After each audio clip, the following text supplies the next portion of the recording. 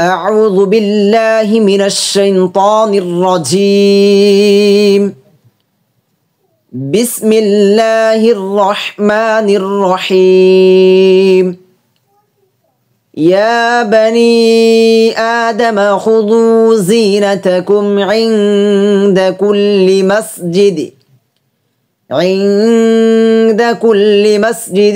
وكلوا واشربوا ولا تسرفوا إنه لا يحب المسرفين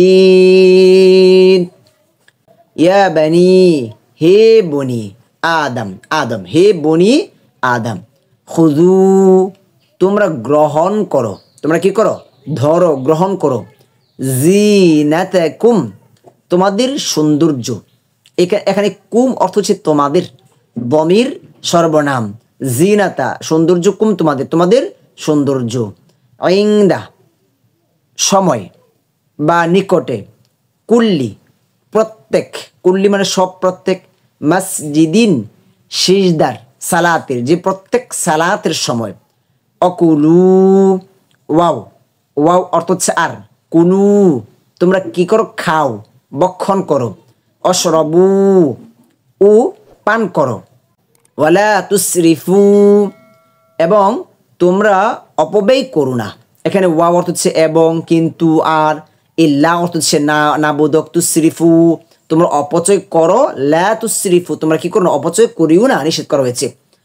ওয়া ইন্নাহু নিশ্চয়ই তিনি। ইন্না অর্থ হচ্ছে নিশ্চয়ই। এই হু এটা দমির সর্বনাম, হু সে বা তিনি। এখানে আল্লাহ সুবহানাহু ওয়া তাআলার দমির, এখানে আল্লাহর সর্বনাম ব্যবহার করা হচ্ছে হু, তিনি। লা ইউহিব্বু পছন্দ করেন না, লা না বোধক, ইউহিব্বু পছন্দ করেন, লা ইউহিব্বু পছন্দ করেন না।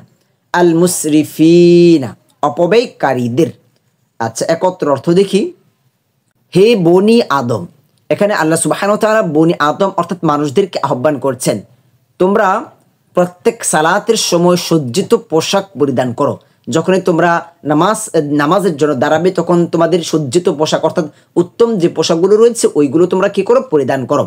জাহিরি জামানায় মুশরিকরা উলঙ্গ হয়ে তার কাবা তাওয়াফ করত, ওইটার প্রতিবাদ স্বরূপ আল্লাহ সুবহানাহু ওয়া তাআলা এই আয়াত নাযিল করেছেন।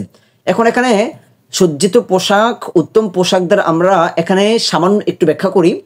পোশাকের ক্ষেত্রে একটা হচ্ছে আপনার আবশ্যকীয় পোশাক, যেটা আপনাকে পরতে হবে। যেরকম মনে করেন সতর, এটা আপনাকে ডেকে চলতেই হবে, এটা আপনার উপর আবশ্যক, ফরজ।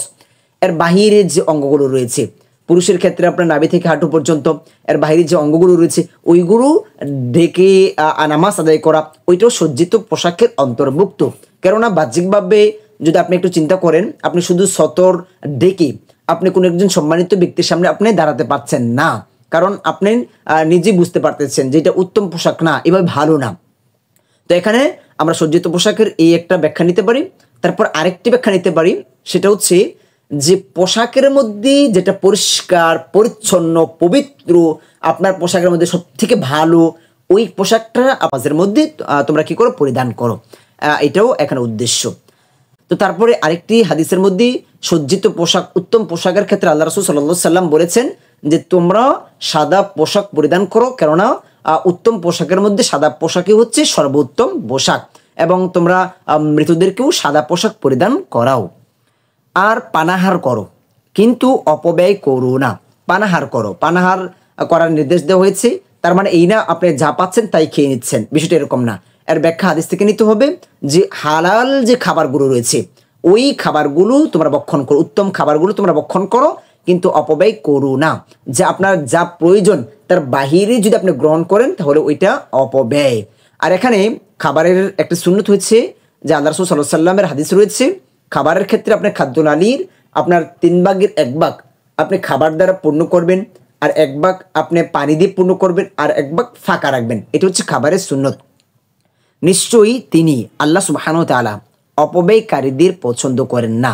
যারা অপব্যয় করবে, যে আপনার চাহিদার বাহিরে আপনি গ্রহণ করলেন, তাহলে একটু অপব্যয় হয়ে গেছে, আর ওইটাকে আল্লাহ সুবহানাহু ওয়া তাআলা পছন্দ করেন না। আর আল্লাহ যদি পছন্দ না করেন তাহলে কি হবে, এটা আমরা প্রত্যেকেই ভালো করে বুঝতে পারি।